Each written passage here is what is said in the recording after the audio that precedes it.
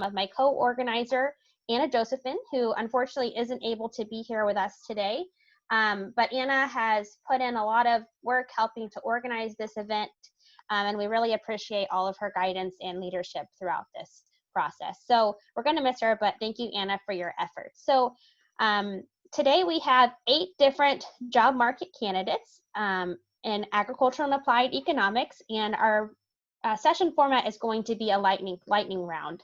So the candidates will have about 8 to 10 minutes to present their research, and then we will have a couple minutes for question and answer. So to our attendees, if you can please enter your questions into the chat box, and then Jim is helping me facilitate today, and we will field the questions from there. So you should have an option for a chat button at the bottom of your Zoom screen. So if you have any questions, please submit those there. And so we'll have each of the candidates will share their screen, and then we'll roll through. So our first up is Chen-Ti Chen, and I'll go ahead and stop sharing my screen so he can share his. So Chen-Ti is a PhD candidate from the Department of Economics at Iowa State University. He'll present size-based regulations in environmental quality, evidence from the U.S. livestock industry. His interests include agricultural and environmental economics, particularly issues related to animal agriculture. As a fun fact, he can whistle while he smiles. I think that's pretty impressive. So take it away, Chen-Ti. All right, can anyone hear me? Yes. Cool, all right, so thanks for the introduction, and thanks for putting together this wonderful event. So I'm not gonna show you my fun fact today, maybe next time we can meet in person.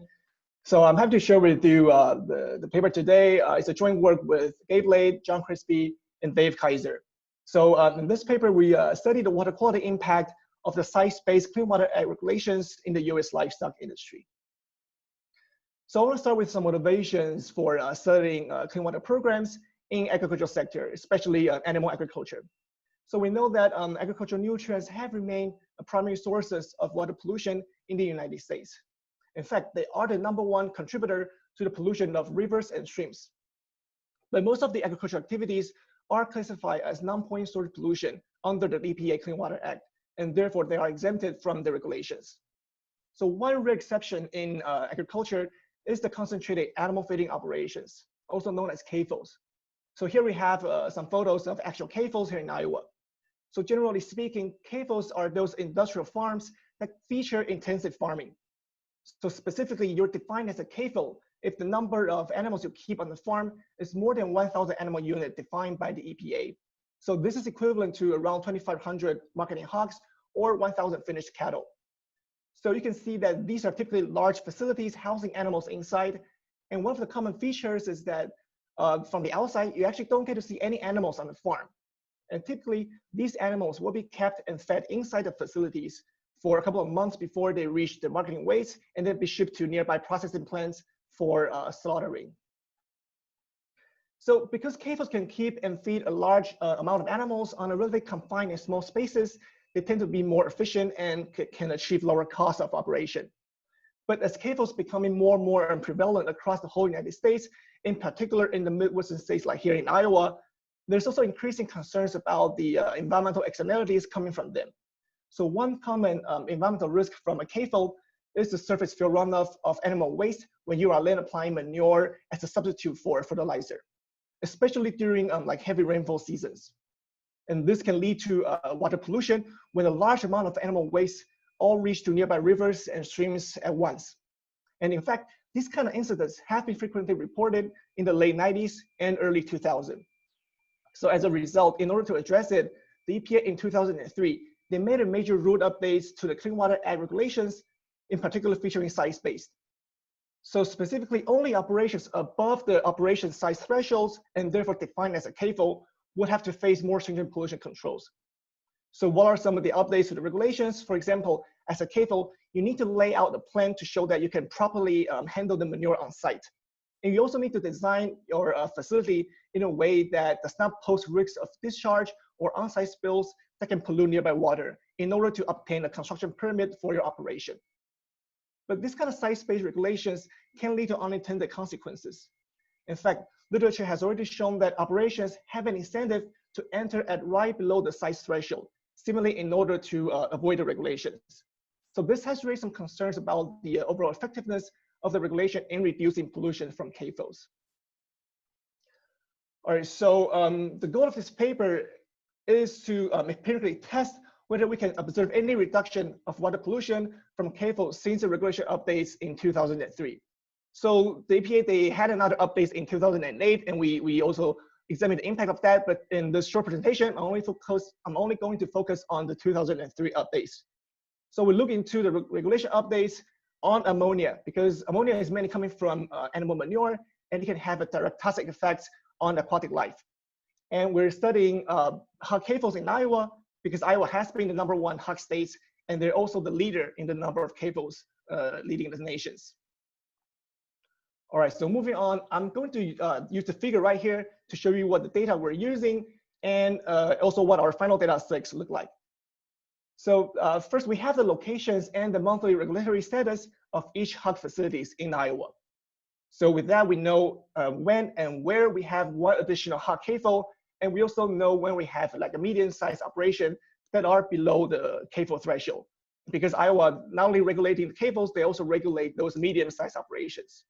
And so for our outcome variable, we observe the location of the monitoring stations and the monthly readings of ammonia concentrations from 2000 to 2010, which is our sample period.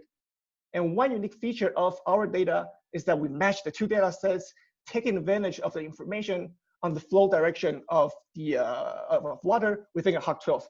So for those of you not familiar with the term, a hog 12 is the finest level of subwatershed. And in our data is around 38 square miles in our sample. So what we know here is that if the water is flowing from the northwest to the southeast, then we can identify the upstream and downstream relationship between animal facilities and the water quality monitoring stations.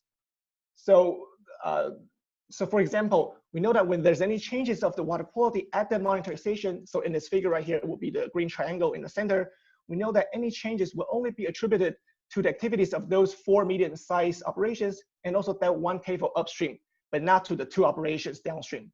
So this gives us a better measurement of the water quality associated with animal facilities. All right, so now instead of showing you the messy equations I'm estimating, I'm actually going to use the same subwatershed, the same figures right here to illustrate the sources of variation we have and also my identification strategy. So essentially, our empirical model uses a panel of data where we can repeatedly observe our outcome variable, which is the ammonia concentration at the monitor level. And we also observe our treatment variable, which is the change in the number of hog CAFOs upstream of a monitoring station over time. So here as an illustration, on the left, we can see 4 medium-sized operations and 1 CAFO that are upstream of a monitor. And in the next period, which is on the right, for example, we can observe 1 medium-sized operation, which was already established before 2003, the regulation updates. But then in the next period, they upgrade in its size or expand, if you will, to become a CAFO. So essentially, it turns from yellow into red. And for them, we're defining them as a continuing CAFO. And this variation, this is the source of variation we're using to causally identify the impact of the 2003 CAFO regulatory updates. So essentially, our treatment is having 1 more medium-sized operation that upgrade in size to become a CAFO after 2003. And we use the upgrade of the operations to become a CAFO in the pre-treatment period as our control group. So this is essentially our definitive design to look at the differential impact on downstream ammonia concentrations after the regulation updates. And so similarly, we can also observe new operations coming in after the regulation updates, either at the medium size or directly at the size of a CAFO. So here, it's important to point out that we're not trying to make any causal interpretation of having 1 more new operation that enter after 2003. And the reason being that, as mentioned in the beginning, that these operations are more likely to subject to the selection for treatment by entering at right below the size threshold. So instead, I'm going to use them more like the control variables to account for their impact on downstream water quality. All right, so here I'm going to show you my main results. So our main coefficient here is the interaction term that captures the Clean Water Act CAFO regulation update. So this coefficient right here around -0.4 is saying that when we have 1 more hog CAFO in the post-treatment period, the associated ammonia concentration at the downstream on average is around 4 percentage points lower than when we have one more hot cathode in the counterfactual without any regulation updates. So what this means is that we do find that the regulation updates was effective in reducing ammonia pollution from hot cathodes in Iowa. So again, this is identifying off of a continuing cathode where we have a medium-sized operation that upgrade to become a cathode. And on the other hand, here we can see that the effects are not statistically significant when we have one more new cathode or one more new medium-sized operation. So for both specifications, we include local crop production and also weather outcomes in order to account for any water quality trends that might differ across watersheds over time. So here is the final result I want to share with you. So we're also interested in the heterogeneous effects of this regulation update. So in the beginning, we've talked about the common environmental risk from a cathode is the surface fill runoff or failure of the manure storage structure on site. And this is more likely to happen, especially during extreme weather events like a storm in the summertime.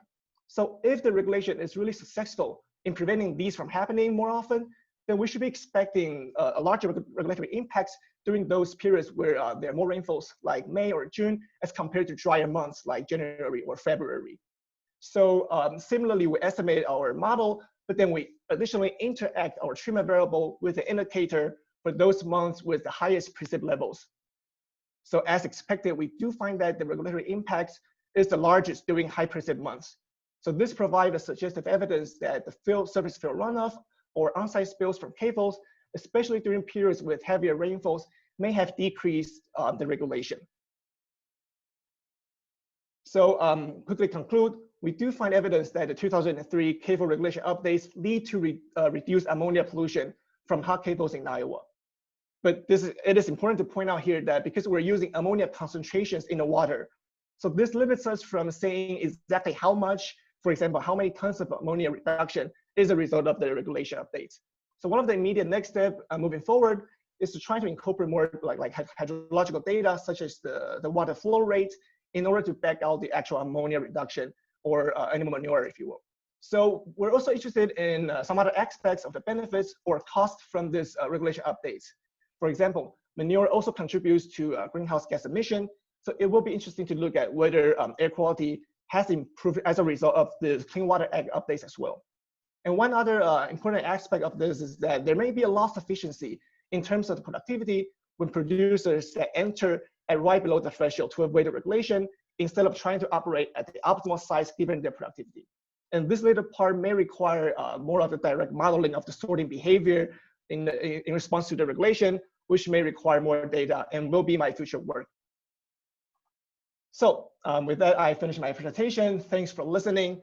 And I do have some other research on several other topics related to the livestock industry as well. So feel free to check out my personal website for more information if you're interested. Thank you. Awesome. Thank you, Chen-Chi. So again, attendees, if you have questions, please put those in the chat feature and we will ask those. But while we're waiting on that, Chen-Chi, can you tell us what kind of jobs that you're interested in?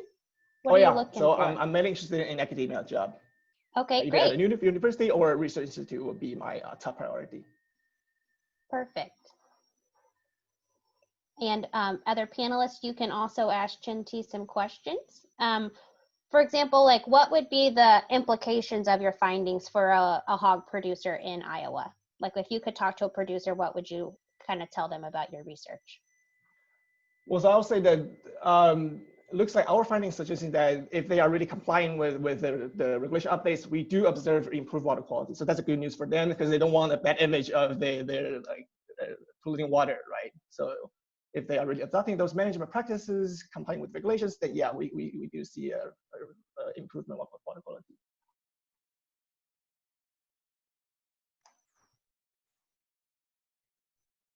Okay, are there any other questions for Chen-Chi? I haven't gotten any on the chat yet, but if they do come in, we can come back to those later. So next up, we have Jason Edmundger. Jason, would you like to go ahead and share your slides and I'll read your introduction? So Jason is a PhD candidate at the University of Missouri's Agricultural and Applied Economics program. His emphasis area is managerial, behavioral, and organizational economics. Today, he's presenting Species of Primary Agricultural Producers in the U.S. Local Food Systems, Metamorphological Kinds and Their Strategic Profiles. So a fun fact about Jason is he speaks 6 languages. Thanks, Melissa. Yeah, when we get into this organizational evolutionary world that I live in, we get lots of really long words like morphological. So the 6 languages really helps. Good afternoon. As Melissa introduced, I'm Jason Ensminger. Today I'm going to be talking with you about an extension of actually the conceptual framework that I developed in my dissertation work.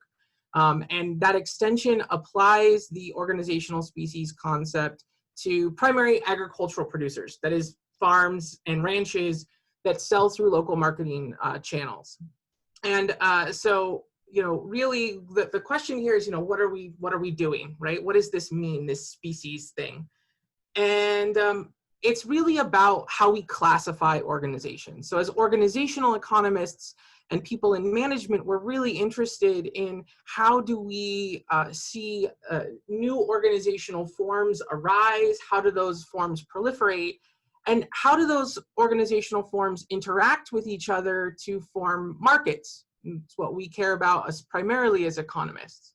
And in order to do this kind of work theoretically, we need to have some means to classify or delimit organizational populations.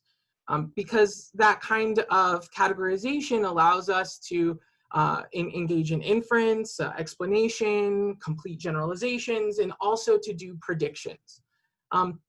So that kind of philosophical work means that we can both examine these theories of organizational change, that is, the mechanisms of evolution within organizational populations.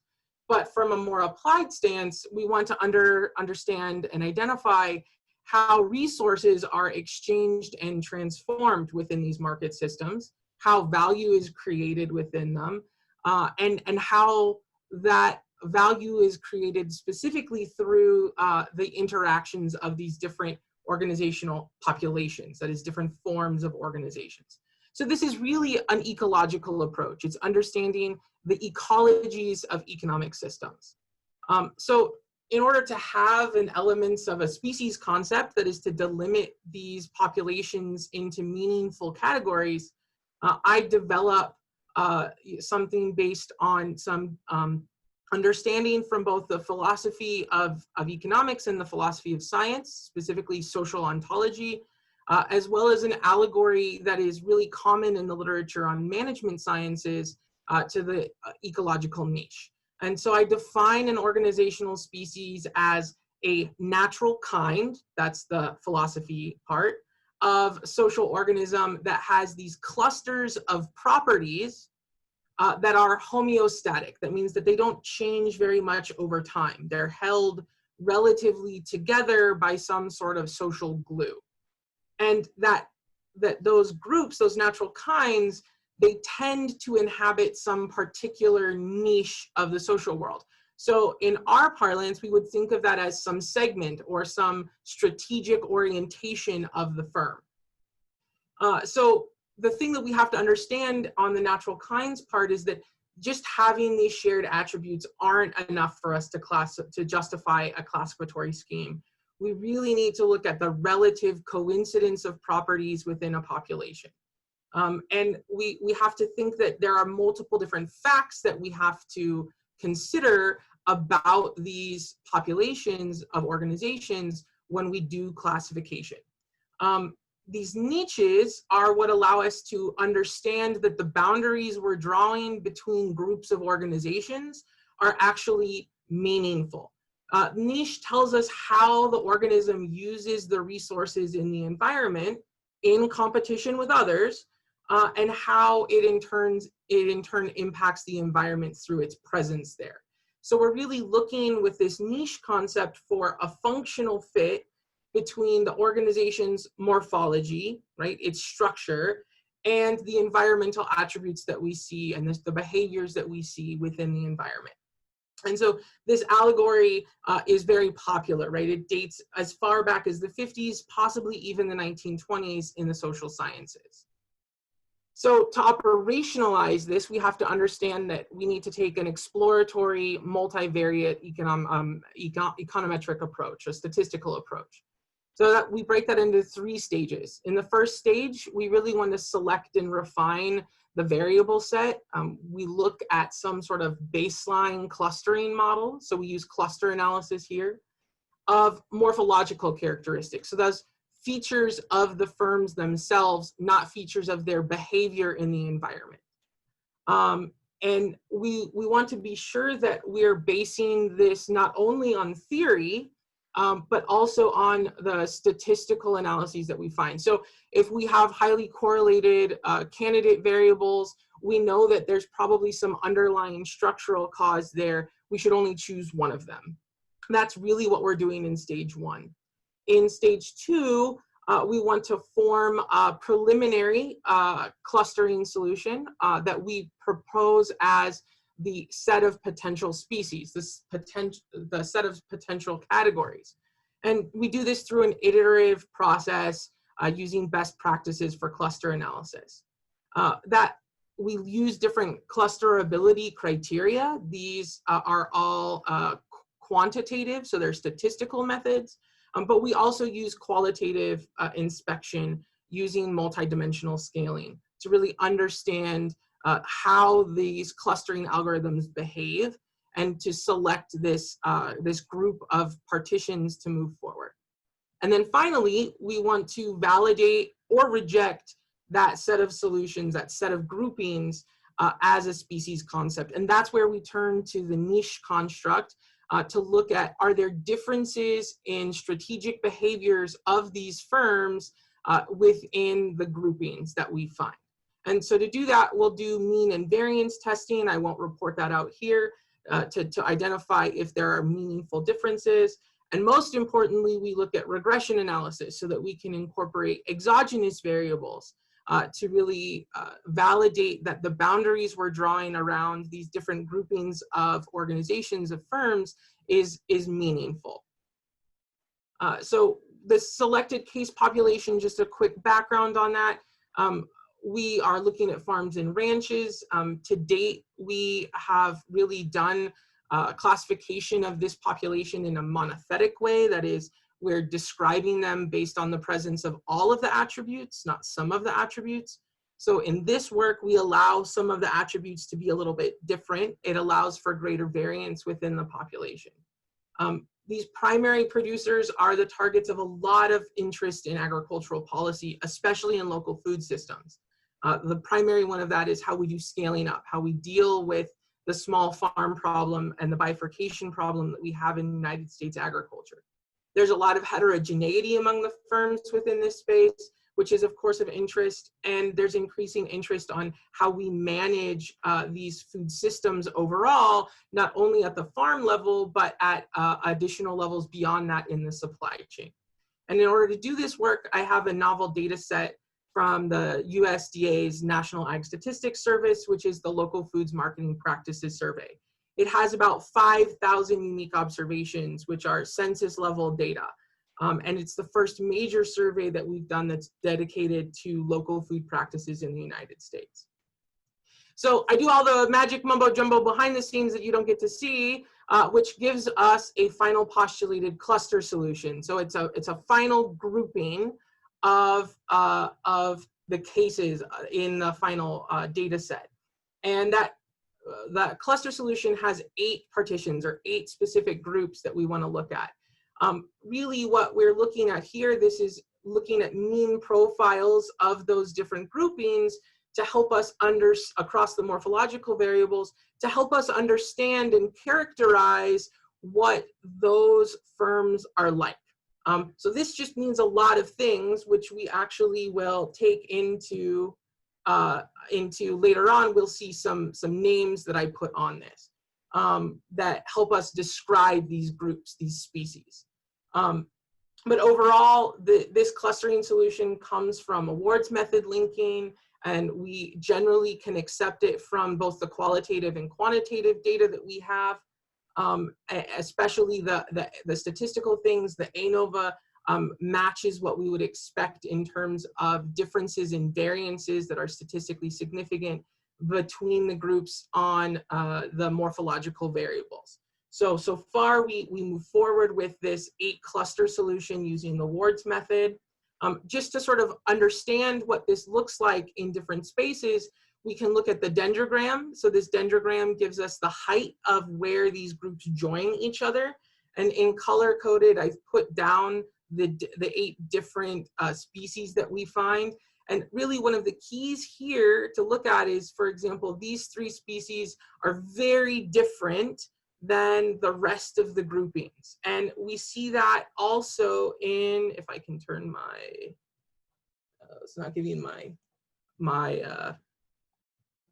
it's not giving me my pen, but we can see this also in the multidimensional scaling coordinates, where those 3 groups, the purple, yellow, and red, are all off to the side, right? So they're outside of a normal central cluster. We use that MDS data in its reduced dimensionality to really understand how clusterable this data is, these partitions are. And one of the really interesting things that we see here is that we have this sort of large clump off to the left, and then sort of this shotgun approach off to the side. We would probably call that some sort of heteroscedasticity if this was a statistical model. But that tells us some things about the method that we'll use. So here I use hierarchical clustering analysis because that's the primary method that we use when we don't have theorized clusters. But when we see data like this, it lets us know that in future we should expand and refine the categories using other clustering methods, particularly those that are density based. And so this is sort of how we use this kind of qualitative information to understand the clusters, the natural kinds that we're putting forward. Nonetheless, we move forward into the regression analysis to validate this kind of work as species. And this is where we have those 8 characteristic names. They are fixed effects in this regression model. So this is a final regression model. And these regression results are looking at, as the dependent variables, the reliance of the firms on 4 different marketing channels. So 4 different distributional channels: direct to consumer, direct to retail and restaurant, direct to institution, and direct to intermediary. We have to be a little bit careful about interpreting these coefficients directly. So in a moment, we'll look at the marginal means. That gives us a lot more meaningful information. What's important here, and what's the central point here, is that when we run this regression analysis, we see that there is support for statistically significant coefficients within the fixed effects for the species, for the groupings, that supports that these are in fact different behaviors, that these groupings have different behaviors within their strategic orientations. And that's what allows us to validate this as a set of species, to accept it as meaningful categories of firms. And then we can interpret those categories of firms and their behaviors from there. There's lots of other really interesting things that we can do with the data just from this one table and from the other regression analyses. We won't talk about it here, but I'd love to talk about that offline, because there's a lot of applied policy things that we find within this research. And so just so we sort of understand what these groupings look like, this is for the final regression results. We can see the overall frequency in terms of the percent of sample column for these 8 species. And then we can see the marginal means for their reliance on different marketing channels. And what we see is that there's roughly 3 species that are really doing a lot of intermediated sales, and they also happen to be those species that have longer distances, that are overall larger in their total farm size, and that have much higher sales. So there's support within this data that that intermediated marketing channels are in fact helping to contribute to the agriculture of the middle paradigm, that is increasing farm sizes beyond these very small farms that we see in the rest of the species. There are a few other really interesting things here, like species number 2 has a lower proportion of products sold to local and regional channels. but it has the highest use of DTI channels. So we're probably looking at a species that is really using local and regional food systems as a backup for selling through conventional channels, as opposed to being like species number 8, which is highly concentrated not only in local and regional food systems, but is doing primarily sales 76.5% in direct-to-consumer channels. These are highly cooperative farms in this species 8, which means that they're probably a lot like CSAs, or they are in fact CSAs, but are calling themselves food hubs.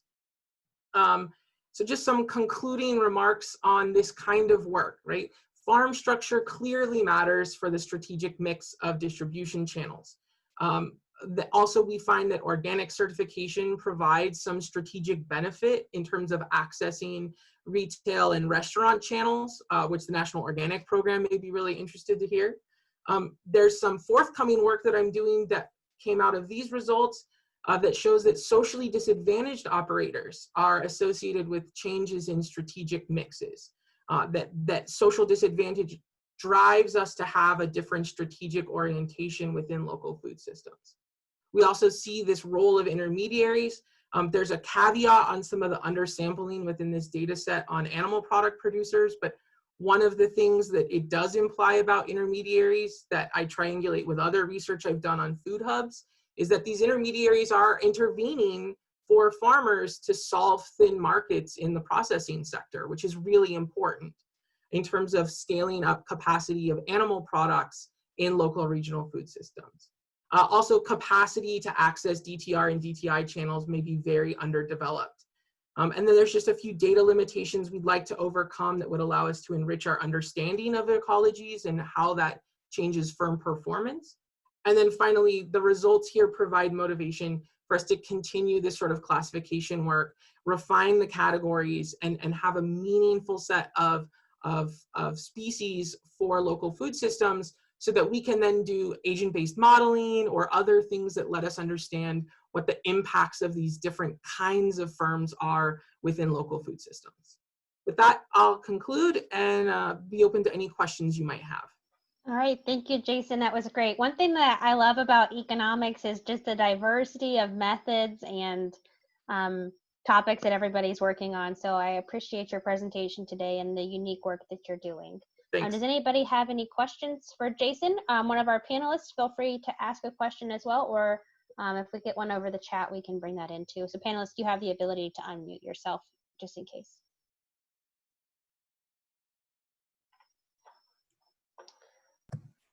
Jason, what kind of jobs are you interested in? Yeah, so right now I'm looking primarily at academic jobs, especially within extension, doing work on local food systems, but also looking at management departments and things outside of Ag Econ as well as in Ag Econ. Perfect. And Jason, you're still sharing your screen there, I think. All right. Any other questions for Jason?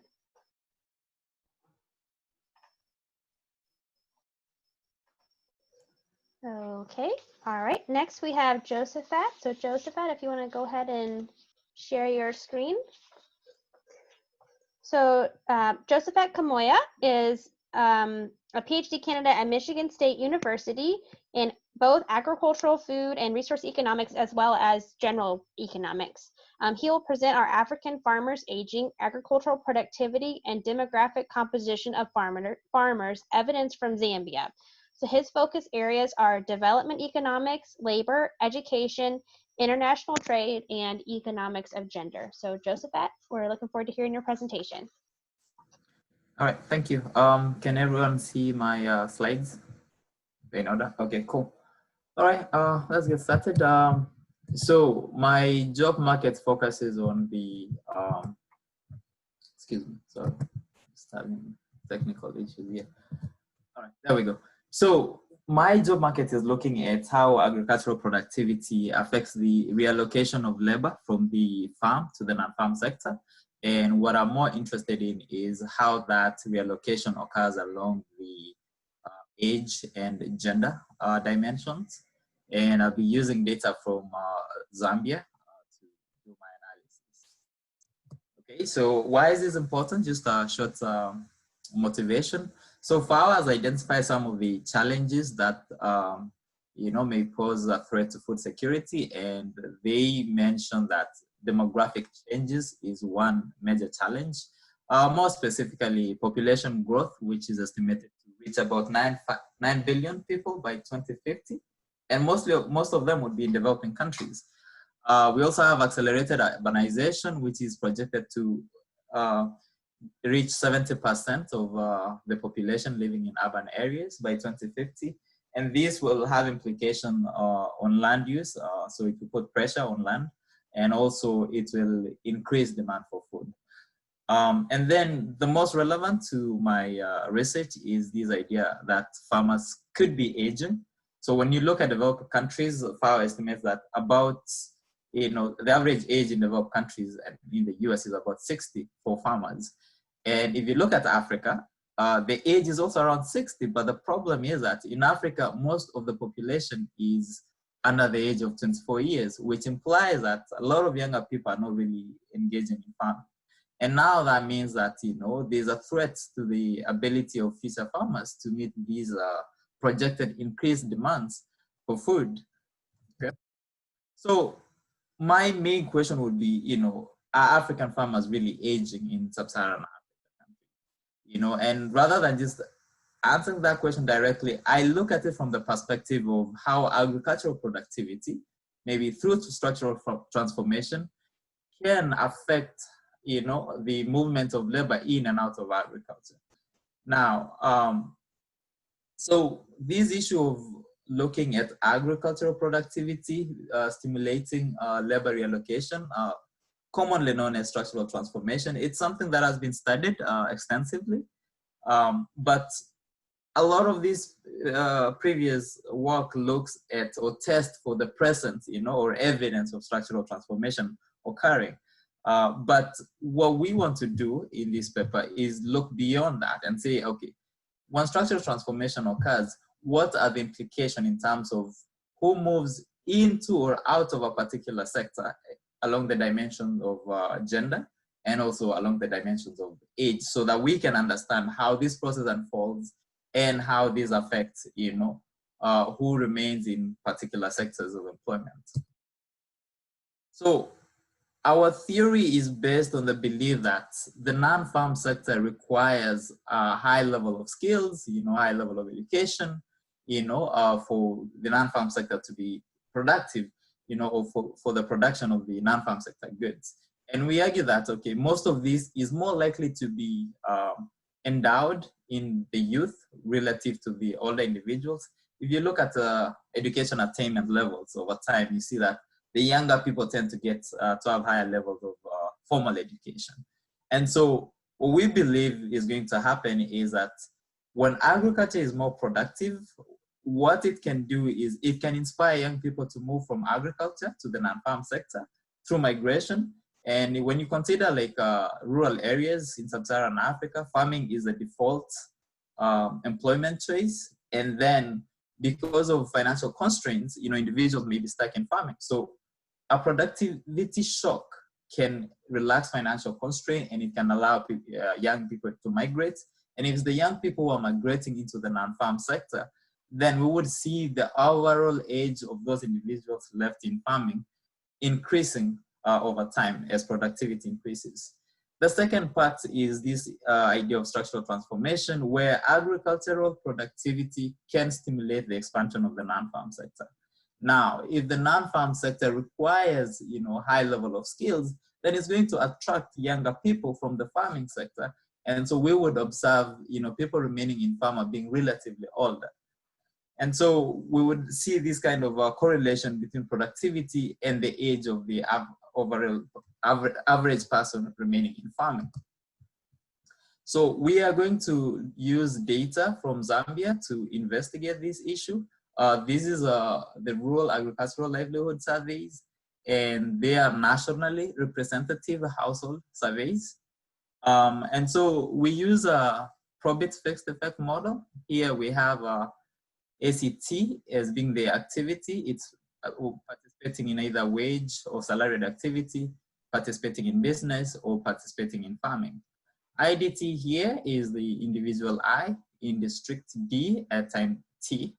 And productivity, prod is a measure of productivity, which is the harvested value of harvest per hectare. And this is at the district level. And this is because we believe that the productivity that matters is the aggregate productivity that can actually like affect sort of the expansion of the non-farm sector rather than the household productivity level. So the analysis is at the household level, at the individual level, but the key variable of productivity is at the district level. So we include a vector of household and individual controls, and we also include districts and time fixed effects. So for the wage and salary as well as business activity, so just to give you the layout of the results, first for each of those columns, we split individuals into 3 age categories. The younger youth, 15 to 24, the older youth, so those 15 to 24, these are people, they're still either in school, they're still dependent on parents, or they're just moving out. And then 25 to 34, that's when people actually get into, you know, on independent, you know, employment. They are also starting families. 35 to 65, these are people who they've established families, they have more income. And so those are the age categories we look at. And then we're just going to compare the impacts along those age categories. I do not look at gender for this analysis at the moment. And then for the productivity measures, we are going to look at lagged variables of productivity to address some of endogeneity concerns. We will look at the short term, which is a 2-year moving average. So 2-year lagged moving average. And then the longer term, which is the 4-year lagged moving average and the 6-year moving average. So what we find in the columns 1 to 3 is that it seems increased agricultural productivity actually encourages youth to move away from wage and salaried activity. It is contrary to what we expected. But this is only in the short term. We find no effect among the older individuals. And then for business and business activity, we find no evidence that agricultural productivity affects participation in business activity. And that is both in the short term and in the long term.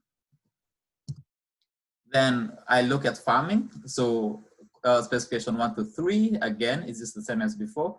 And I see that the younger youth actually leave farming as a result of, or reduce participation in farming as a result of productivity increasing.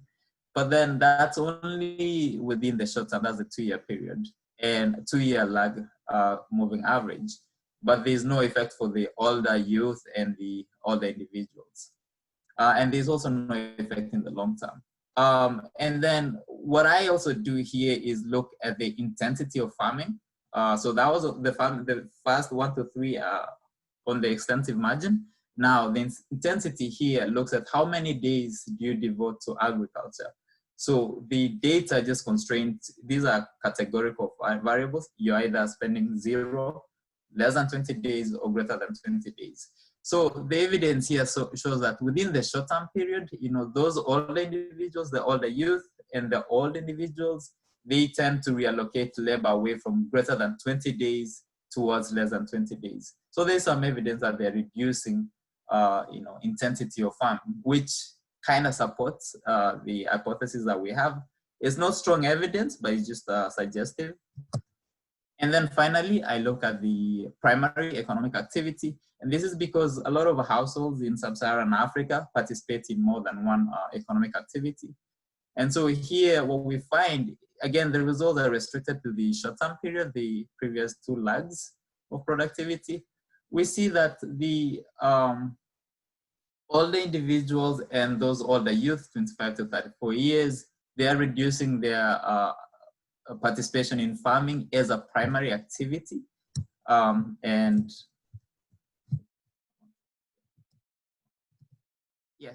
sort of like moving towards these the non-farm sector as the primary activity. Now, what we had expected was that this reduction would be greater for the younger individuals compared to the older individuals. But the results here seem to suggest that actually the effect may be greater for older individuals.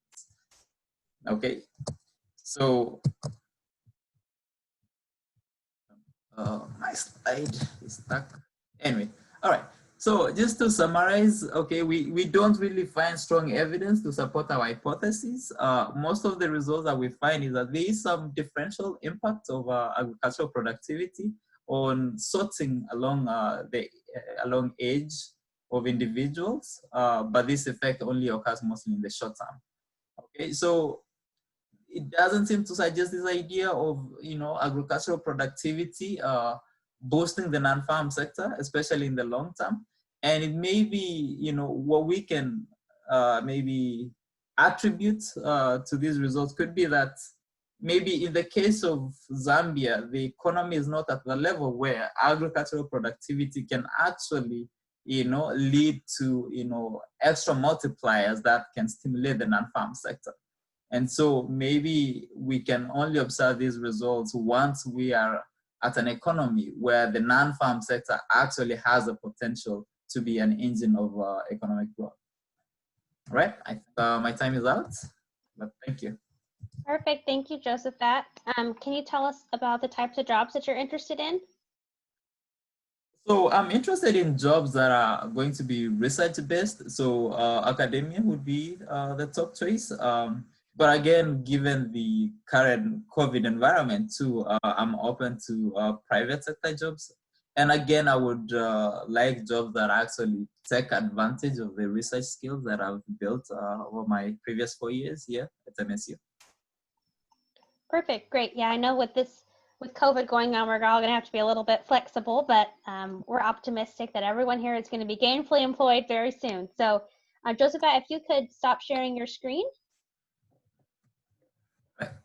Okay, so next we've got Kadar Kulkarni, and Kadar, if you can share your screen, let me know if you have any trouble.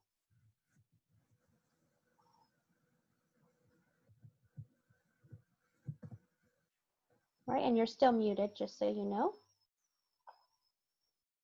Okay, so Kadar is a PhD candidate at Oregon State, and he'll present quantifying vulnerability of crop yield in India to weather extremes.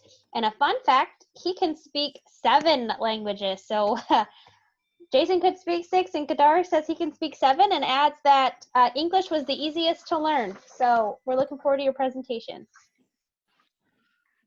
Thank you, Melissa. I'm a doctoral candidate in the Department of Applied Economics at the Oregon State University. My job market paper is on quantifying vulnerability of crop yields to weather extremes. I begin by a short motivation for why this is important. So we know that weather variability and extremes are expected to increase as a result of climate change. And this is particularly important in India because it's one of the agricultural systems that is highly susceptible to weather extremes. And by that, I mean mostly droughts and floods. There is some evidence out there, especially the study by Mendelssohn in 2008 that talks about adverse impacts of climate change on Indian agriculture. But on another note, this is also important from the perspective of rural households because especially they are concerned about their vulnerability to weather extremes. For example, there's one study by Murdoch in 1995 that finds evidence that any adverse weather shock can actually affect rural households because they lower their investment in human capital. And lastly, there's the whole green revolution technology puzzle, which is that on one hand, it has helped the country achieve self-sufficiency in food grain production. But on the other hand, there's this idea that it's actually shifted the system from traditional practices to modern practices, which can arguably considered unsustainable in nature. For example, it is possibly resulted in groundwater depletion. So in lieu of these facts, I asked 2 questions. Firstly, I'm interested in understanding how do extreme weather events affect the vulnerability of agricultural systems. And then I'm also interested in understanding the effects of green revolution technology on the vulnerability of agricultural systems. Now, there are some challenges that we face when we try to quantify vulnerability, and it is here that I see my main contribution to the existing literature. First of all, most of the studies that do exist that investigate the impacts of climate change on production only do it at the mean or aggregate level. But when we are talking about quantifying vulnerability, we are really trying to understand the distributional impact. So it requires a focus on the lower tail of the distribution. Secondly, vulnerability is like love. Everyone has their own definition, and therefore there is lack of consensus on what actually is vulnerability. And therefore, because everyone has their own definition, there's also various metrics, and this has actually resulted in more confusion for policymakers than actually help them. So I try to build a conceptual framework here of vulnerability and try to build a vulnerability indicator that actually draws from my conceptual framework.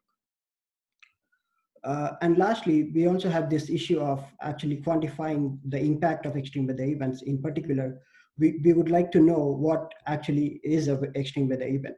Now, there is no universally accepted quantitative definition of what constitutes an extreme weather event, but there are some tools. For example, in the US, you have the US drought monitor that has been used in some studies to quantify the impact of a drought on agricultural production.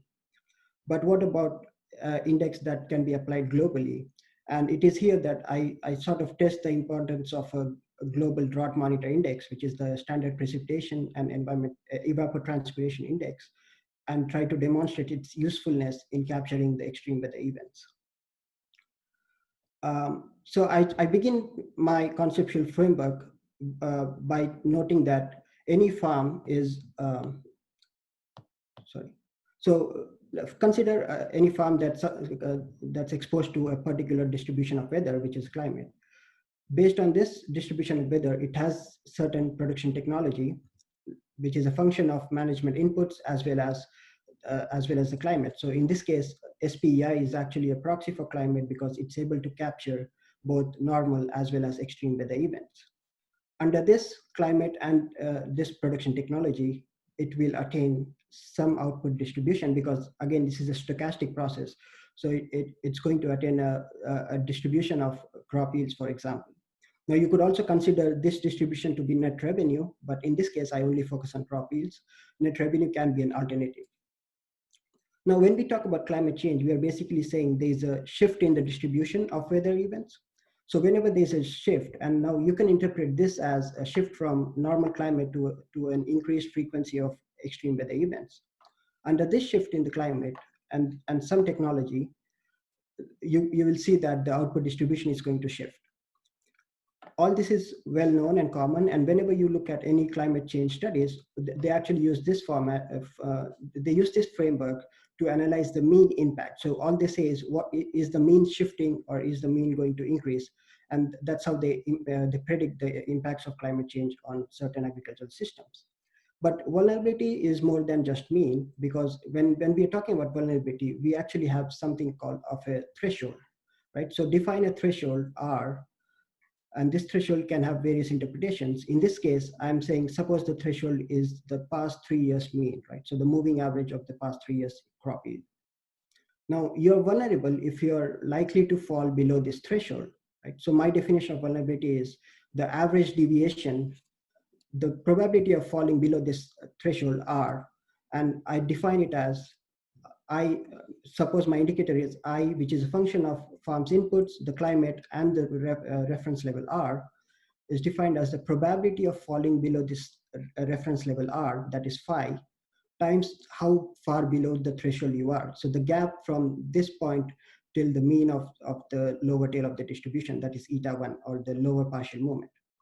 Now, obviously, with the change in climate, you would expect that this indicator will also increase, because it is, you know, that it is increasing the probability of falling below the threshold as well as the gap, right? So the R minus eta 1 is now increased to R minus eta 1 dash. And therefore, our expectation is that with extreme weather events, you would expect vulnerability to of agricultural systems to also increase. Now, based on this conceptual framework, I first define formally my indicator of vulnerability as the absolute average deviation below some reference level R. So again, this is my indicator as noted earlier. And there are two really essential components here. First of all, one is how vulnerable you are. That is, what is the probability of you falling below that threshold? This is phi. And how far below the threshold you are. So R minus eta 1, which is the yield gap. And based on this indicator, then I can actually use this framework to identify the marginal effects of my inputs on vulnerability. So just a marginal effect of, let's say, irrigation would give me the if it's increasing the vulnerability or decreasing the vulnerability. Now, as you see in this indicator, there are two important components to be estimated. First of all, you need to estimate phi, and then also eta 1, and then you will get your whole vulnerability indicator. So my estimation proceeds in two stages. First of all, I use a linear probability model to estimate the probability of you being vulnerable. Now define D as the equal to 1 if crop yield in district D in year T is less than R and 0 otherwise. So we have a binary dependent model that is regressed on farm inputs, SPEI, and the interaction, and with a set of district, year, and year fixed effects, as well as a state-specific linear time trend. Now, my identification strategy is pretty simple. I'm conditioning on district and year fixed effects and the region-specific time trend, and therefore my parameters alpha, beta, and gamma are identified from weather shocks after controlling for other non-weather shocks common to all districts. The second stage is where you have to actually compute the yield gap, that is eta 1, and I use lower partial moments for this. This is a bit complicated. So first of all, I start by using a Mandler-Chamberlain correlated random effect model to estimate the production function to account for unobserved heterogeneity. Now the residuals from this estimation, that is V, will give me my lower partial moments, eta 1, for all the vulnerable districts. And once I have my eta 1, which is the lower partial moment model, then I can use it to regress on my explanatory variables.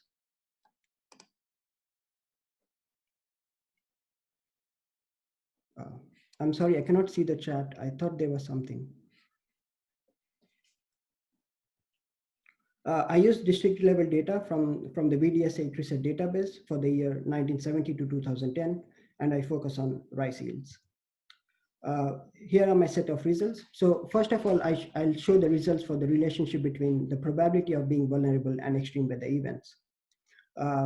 What I find is that relative to, so what I do is follow the standard binning methodology in climate literature, and I bin the SPI into normal, moderate, and extreme weather events. What I find is that relative to a normal weather event, an occurrence of a moderate and severe or an extreme dry weather event increases the probability, whereas the occurrence of a moderate wet event decreases the probability. But again, when you see a severe wet event, you're actually experiencing an increase in the probability of falling below the threshold. Moving on to the yield gap, again, I fairly establish a U-shaped relationship relative to a normal event. Any occurrence of a dry event and the magnitude of the dry event drives the yield gap upwards, and similarly, any occurrence of a moderate and severe and extreme wet event drives the yield gap upwards. And then I look at the effects of the green revolution technology on vulnerability. I usually would like to, I would like to only focus on irrigation and H5V technology here. What I do find is that irrigation actually reduces the probability of you being vulnerable. So a 1% increase in the irrigated area decreases the probability of being below the threshold by 11 percentage points, but it also decreases the yield gap. The case of high yield variety technology is interesting because first of all, you have a negative coefficient, so it actually decreases the probability of being below the threshold. But what you do find is that it is actually increasing the yield gap. And this way, what I interpret this is that in the presence of extreme weather events, high yield variety technology is actually worse for the farmers because it's exacerbating the effect of droughts on crop yields. So to conclude, what I do find is that extreme weather events increase the probability of falling below the threshold, as well as the yield gap. Irrigation actually increases resilience, or in other words, decreases your vulnerability. H5V technology, first of all, it decreases the probability of being below the threshold, but again, it also increases the yield gap. Sorry, I have an error here. So this is less drought resilient. And this has important policy implications because in India, the concept of threshold is widely used in crop insurance schemes. So we sort of establish a framework for conceptualizing what the threshold yield is in order to build better crop insurance schemes that can help farmers in dealing with in dealing with extreme weather events. For future work, I have farm survey data. So far I have only used the district level data, but it would be interesting to see how vulnerability would differ when I actually test the same hypothesis on the farm level data, because I predict that the implications will be different for policymakers as well as producers, because most of the policy making at India is done at the district level, but then the farm level data will also help the producers, because it will tell us what is the effects at the farm level of the database. So thank you.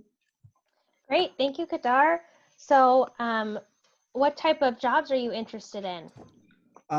So I'm mainly looking at academic jobs, but I'm also interested in working with nonprofit NGOs, mainly in research positions.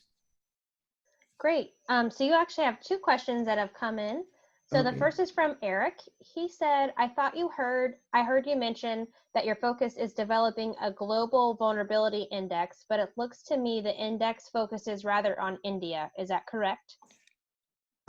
Yeah, no, the idea is to use a global drought index, not a global vulnerability index. A global drought index in the sense that the index that can be used globally. For example, SPEI is an index that captures very well, and I demonstrate this in my paper, the idea of a normal, extreme, and moderate weather events. And this is a global index that can be applied at a large scale in different agricultural systems. But the framework of vulnerability still holds true, because it can be used for any agricultural system that you would want to test on. Okay, great, thank you. And then our second question comes from Jared. He says, for slide 9, is this what the natural scientist would expect in terms of a response occurring for moderate droughts, but only occurring for extreme precipitation? Yeah, that's an interesting question. So the disadvantage of SPEI is that you cannot differentiate between temperatures and precipitation and other various weather variables, because this is sort of a composite index that takes into account precipitation, temperature, humidity, wind cycle, and everything. So it's very difficult to actually disentangle the marginal effect of precipitation and temperature separately. For that, probably it would be interesting to use separate variables as temperatures and use binning methodology to see how do let's say extreme temperatures affect crop yields or the vulnerability. Great, thank you. So if you could go ahead and stop sharing your screen. Up next, we're going to have Hannah Shear, and Hannah is from Kansas State University. So Hannah, if you want to go ahead and get your presentation pulled up. So Hannah is a PhD candidate at Kansas State University. I'm also a K-State grad, so email Hannah. She will present Assessing Efficiency of U.S. Cow-Calf Operations, Kansas. So a fun fact about Hannah is that she got to travel to more than 15 countries on 3 different continents as part of her master's study. So good thing that happened before COVID. Exactly.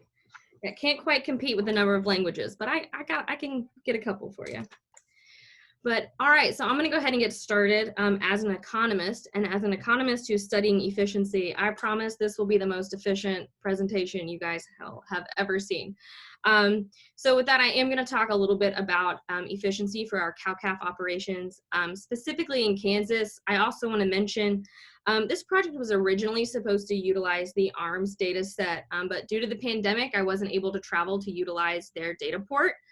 So I had to kind of pivot the project to a little bit smaller scale and only focus on Kansas and use a different data set, which I'll describe a little later, but it is headed in a bigger direction for the full paper and for the full job market. So just be kind. Let's see if it will let me advance my slides. Here we go. Okay, so for those of you that are not familiar with the U.S. Beef industry, I always include this for my non-livestock people, just to explain a little bit about the geographic disbursement of our cow-calf or of our beef industry in the U.S. And also how highly segmented the industry is. Here's just a quick visual of the different segments of our U.S. beef industry. Specifically, we start out the cow-calf and seed stock, which are producers who make their profits by selling the calves. Typically, the calves are then sold or maintained ownership by those same cow-calf producers to backgrounders and stockers, which just means they basically feed the calf to a higher weight, typically on pasture, but some also include feed. The calves typically also find their way through a sale barn at one point or other, and then end up in a feed yard before hitting a packer at the end of their lifespan. So it's a highly segmented industry, but I'm going to focus specifically on the cow-calf industry just because I am also a cow-calf producer, but also because it's the beginning of this huge industry in the United States. So it's something we are interested in knowing about.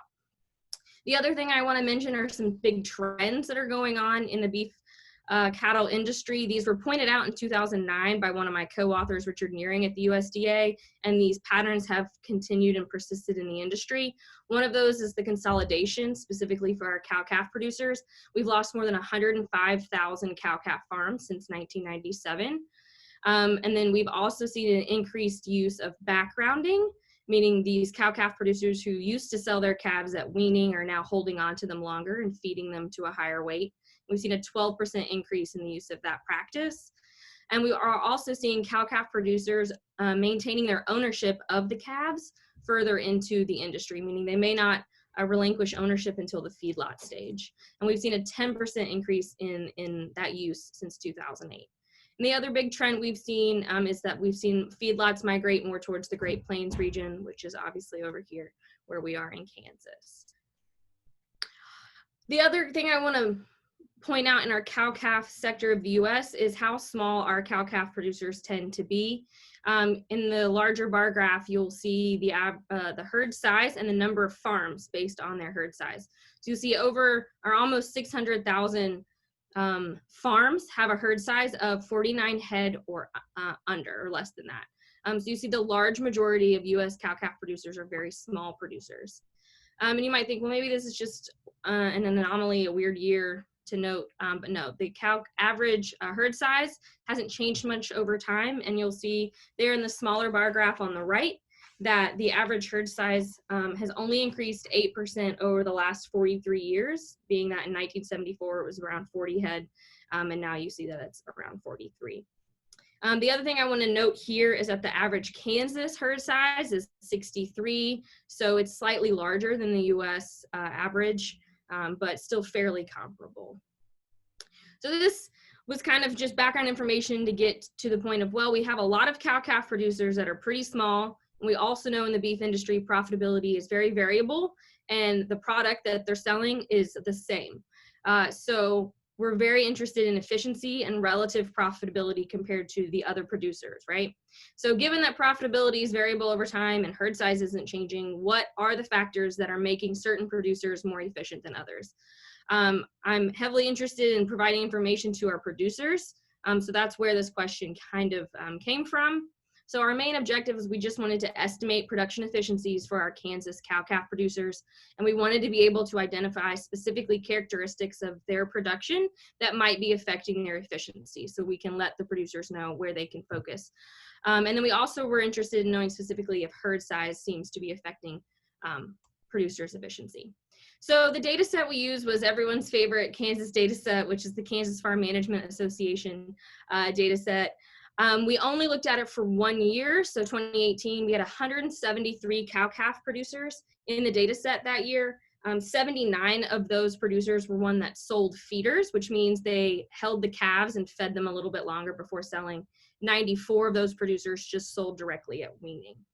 So we used that data set. I also want to point out that within the KFMA, we're also typically our larger producers. So while Kansas Ag Census says the state average is, herd average is 63, the average herd size in the Kansas Farm Management Association is 137 head. So we're a little bit larger, which is what you would expect to see in a data set that the producers have to kind of buy into to utilize. So how did we estimate the efficiencies? We used a data envelopment analysis. This has been around forever. I did not create anything new. There's nothing special here. It's a non-parametric approach used to estimate efficiencies, and it doesn't require estimating a production function, so I don't have to worry about messing with any of that stuff. We specifically used an output orientation, with our one output being gross income, and our 6 different inputs were just your basic expense categories. But we also made sure we wanted to keep separate our 2 different groups, those who produce calves, those who sell it at weaning, versus those who feed out, which we're calling those that sell feeders. Since I am so extension oriented, I also die on the hill if I refuse to put equations in my presentations. So I will tell you, to this crowd, DEA is basically just a linear optimization problem. So that's all this is when you're estimating efficiencies. So I did put in the definitions for the specific efficiencies we care about: technical efficiency, our allocative efficiency, and scale. So technical is just the ability of our firm to either produce the highest level of output with a set of certain input bundle and technology, or to produce the same current level of output with the lowest level of input. Our allocative efficiency is just looking to determine if the firm is using the optimal bundle of inputs, and then scale is obviously just determining if the current operational size is what is most efficient to minimize your average cost. So it's pretty simple, it's pretty straightforward. I also don't like to put in lots of tables with numbers and asterisks and p-values for extension-oriented type things. We did a toll-bit model regression just to see what factors may be influencing producers' efficiencies, and basically we came out to find that off-farm income increases in efficiency for our producers that sell calves, which is to be expected, assuming that the more off-farm income you have, you might have focus somewhere else, as opposed to focusing on factors on your farm. And then increasing herd size decreased inefficiency, which we would expect. That's why you typically in general see farms getting larger, but that's opposite of what we're seeing in the cow-calf industry, right? The herd size has stayed about the same. So we're really interested in kind of getting more information out of that particular result. And then also we found that our producers that sell calves are less technically efficient than our producers that sell feeders. Again, this is very all preliminary results just because we had to use the KFMA data set. So moving forward, we really want to look at specific producer characteristics that may be affecting efficiency, such as age, the amount of land that is either owned versus rented, as well as the level of farm diversification, because we know a lot of our cow-calf producers, especially in Kansas, are they're very diverse. They have different enterprises on their farms. So we want to see how that may be affecting their cow-calf efficiency. And then we also really want to look at production technologies. And this is where the ARMS data set is going to come in handy, because it's a much broader, deeper data set that will tell us more about technology production management tools they use, like rotational grazing, artificial insemination, biosecurity on the farm, which those are the management decisions we're really interested in telling producers how those management decisions affect their efficiency. And then obviously I already mentioned we're going to utilize the ARMS data set. My co-author at the USDA is going to do the same analysis, but from the SFA, the stochastic frontier approach method, and we're going to see if we kind of arrive at the same results, because there is a bit of an argument in the field about which method's better and blah, blah, blah. But that's where this is headed. I tried to be efficient. I tried to be quick. Again, if you have any questions, you can ask them here, or you can email my advisor, Dustin Pindle. He loves to answer questions for me. So. I'm sure Dustin will appreciate that, Hannah. So thank you for your presentation. You had very beautiful slides. Maybe it's just because I also like cows, but you do have a question coming in from Bowen. So Bowen asked, what is your target journal for this work? Yeah, so this is specifically this Kansas one. We're just aiming at our Kansas producers. But once we expand into the ARMS data set, this is more probably our farm management journals, that type of thing. We do plan to dip our toe into determining if the ARMS, they assign weights within their data collection. And so we want to start looking to see if maybe their weights are accurate, are reflective of the data that is actually they're collecting. So that will actually be a little bit of a higher journal we can aim for with that. But as far as the production efficiency results, that's definitely more extension farm management journals that we're looking at. Great. And then you have a question from Eric. He says, thanks for your presentation, Hannah. Considering that production is fraught with several random factors such as weather and diseases, does your DEA account for any of these random factors? Yeah, so since this is kind of within 1 year and within one state, we're kind of assuming those things kind of took care of themselves. We did also look at a regional Within Kansas, in the KFMA data set, it's divided into 6 regions. It's a grid because it's Kansas, it's rectangular. And just to see if different regions of Kansas were more efficient, because our eastern region gets more rain, has more pasture, more stable pasture to feed out, whereas western Kansas, the weather is more variable. And we did see there were some efficiency results, but the question is whether or not that's due to location or not. So it's an interesting question though. Oh, we have another question that came in from Jared. How much opportunity to explore rotational grazing as a contributor to efficiency? So making an economic rather than an environmental argument for adopting grazing is much more compelling to cow-calf operators. Exactly, which is why that's one of those those management decisions that we want to see if it's impacting our producers. The KFMA data set for our cow-calf producers isn't as robust as the full KFMA data set. They're just now starting to add more questions to our cow-calf producers. And one of those questions is, how do you manage your pastures? Do you have a rotational grazing plan? Do you stick to that plan? So within the KFMA data set, we don't have that. We can't do that yet. But within the ARMS data set, we will be able to see for Kansas producers, what is that impact for efficiency by using rotational grazing or not. Awesome, thank you. Got another one here from Zoe. Is there an opportunity with the ARMS data that maybe will be collected this year to actually explore the impact of COVID-19 given the disruption in the livestock industry this year? Yeah, I assume so. I would hope so. That adds a new layer that I could add to it, which is a lot to chew on right now.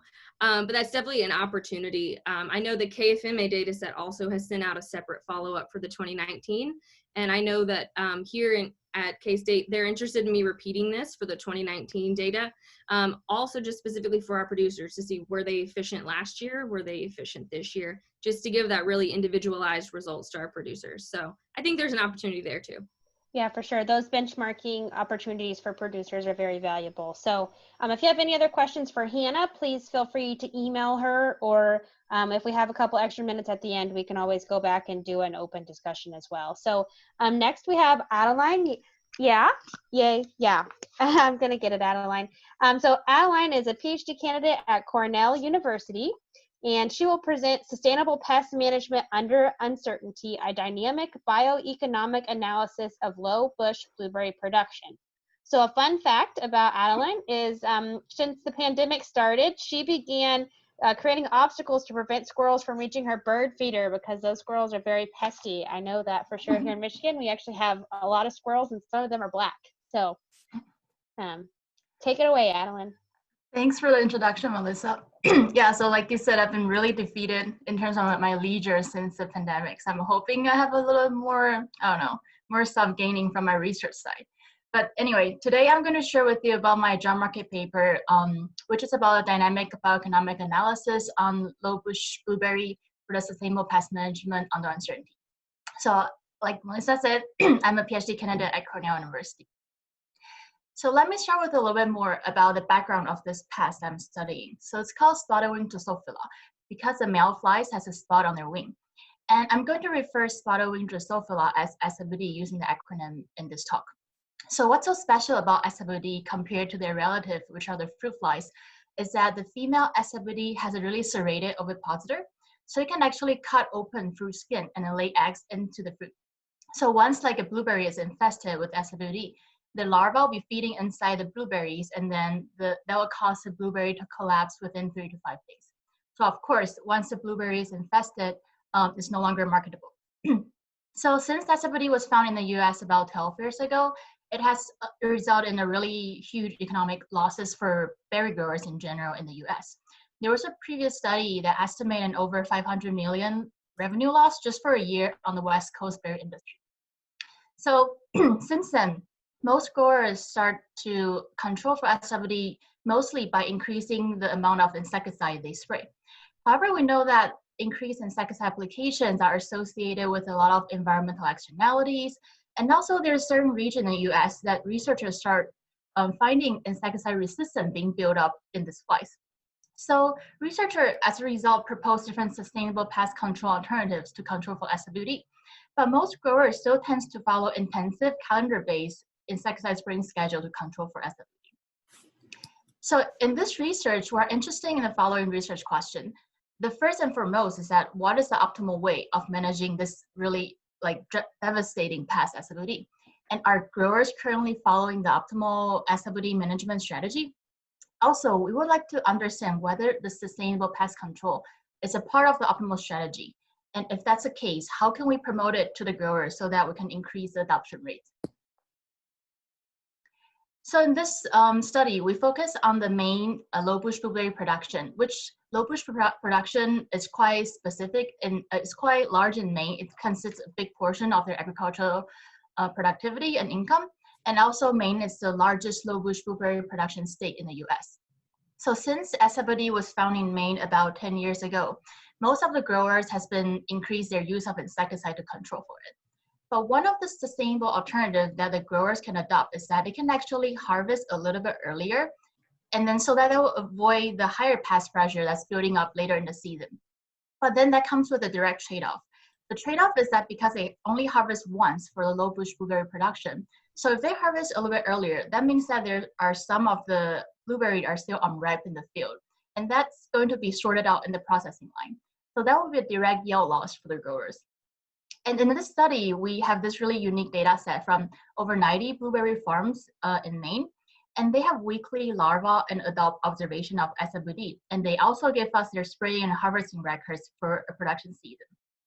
So we combine this field data with other weather, production, and market data using individual farm location to form the base data that we use in this study.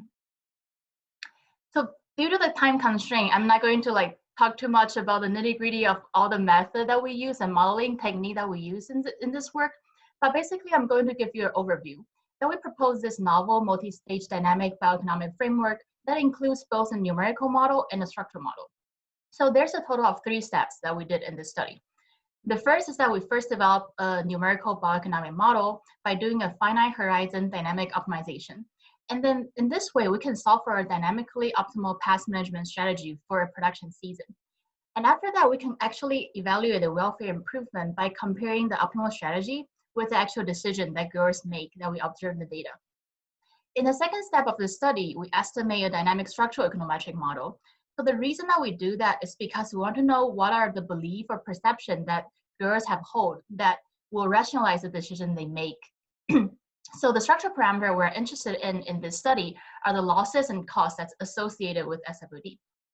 And then the last step in this study is that we want to combine these 2 models. So we have this composite model. We reassess the welfare improvement that we evaluate in the first step by conditionally on the grower's belief we estimate in the second step, so that we can have a better understanding of what is a more accurate welfare improvement that's possible for the growers. Now I'm going to show you some of the results we have from each of these steps. So the first step, like I said, it's a numerical bioeconomic model. We're trying to use this model to understand what are the optimal strategy to control for SWD. And then we find that for weeks with low pest pressure, spraying insecticide are actually not optimal in most cases. And we did a optimal trajectory simulation for all of the farm we have in the data and over 100 different periods. And then these are the average result that's shown in the graph over here, where the black line show the average probability of decision that we observe in the data, and the blue line show the optimal probability of decision that it's predicted by our model.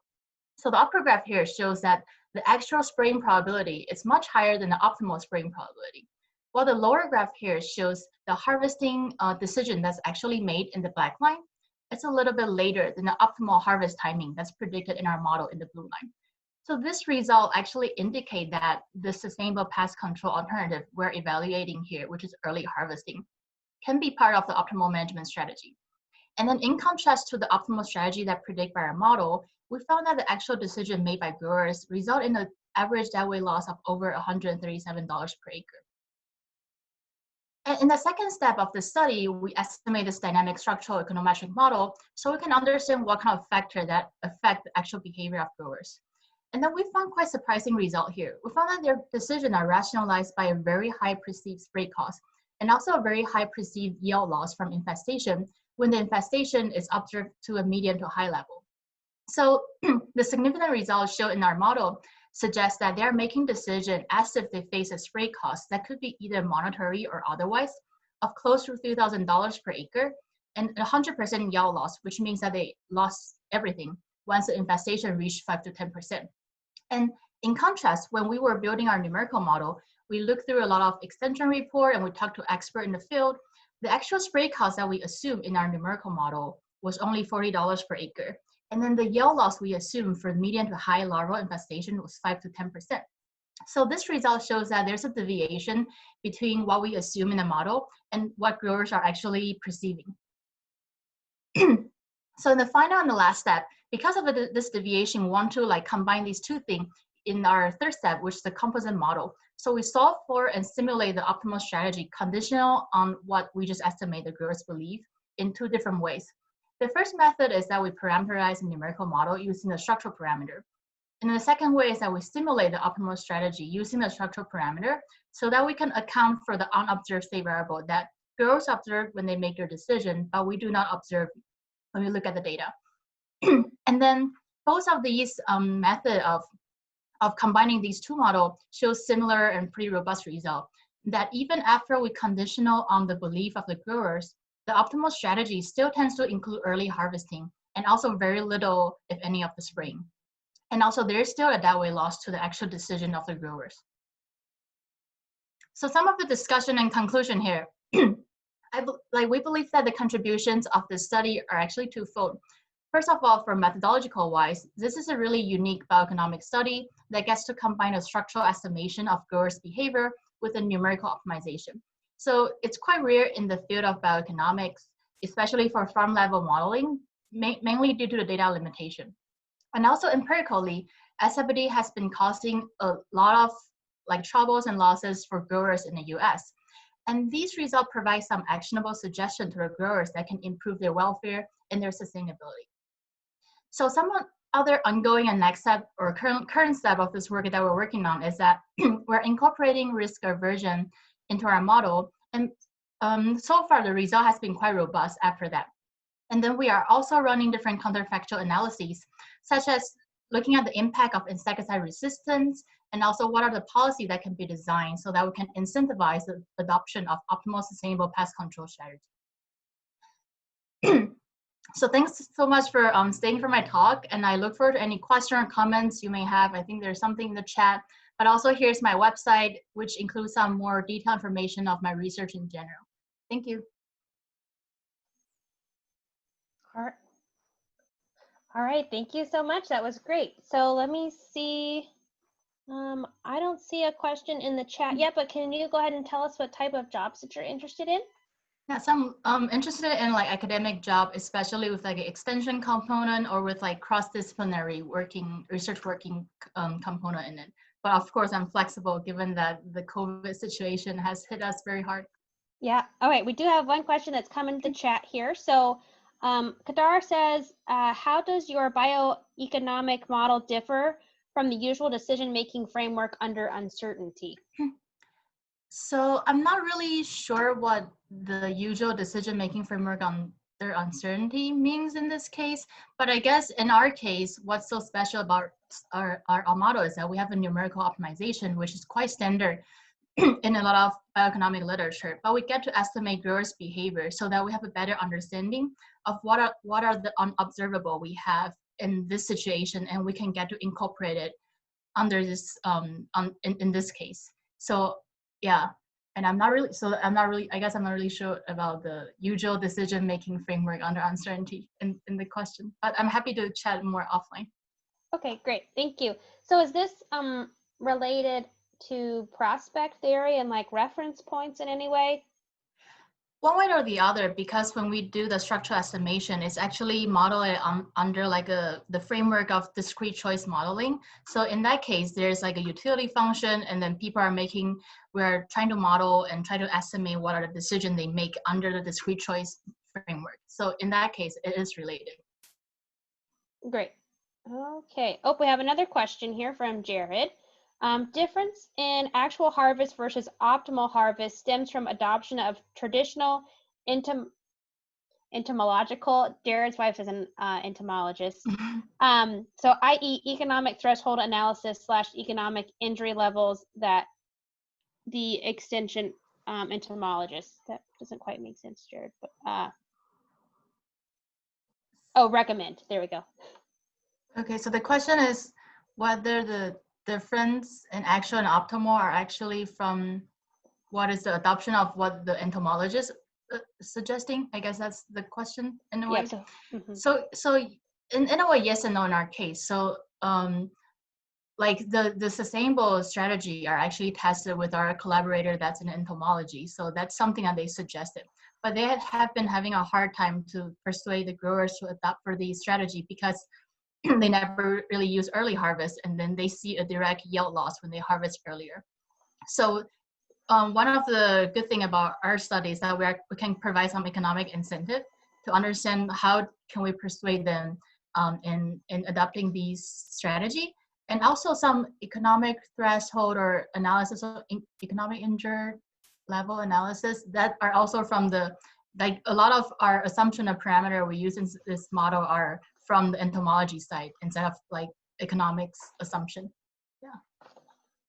Perfect, great. So thank you so much for your presentation. So up next we have Wang. So go ahead and get ready and share your screen. So he is a PhD candidate from the Department of Agricultural and Resource Economics at the University of Maryland. So he will present Flood Your Neighbors, Spillover Effects of Levee Building. His interests include agro-environmental policies and land conservations in the US. So he's also a big traveler. So as a fun fact, in 2015, he and a group of friends took a road trip across the United States in the summer, seeing 18 different states in 2 weeks, and they did it all without air conditioning in the car. So you are quite the trooper to get through that. So we're looking forward to your presentation. Thank you so much, Melissa. Can everyone see the slides? Cool. Yeah, currently apparently no travel over the summer this year, but I mean, thank you so much for being here, everyone. And my name is Luan. I'm a PhD candidate from the Department of Agriculture and Resource Economics at the University of Maryland. So today I will be presenting a paper entitled Flood Your Neighbors, Spillover Effects of Levee Building. And any comments and suggestions would be very welcome. And here we go. Okay, here we go. In economics, it has been long acknowledged that one's self-protection actions can induce external risks and costs to other agents. Such cases include creating defendable space to mitigate the risk of wildfire that may pass on to other properties. Another case is when people race vehicle way to keep themselves safer, they inevitably increase fatality risks for other drivers on the road. However, what hasn't been widely analyzed is the fact that one's self-protection actions may force other agents to increase their protective actions in response to risk spillovers.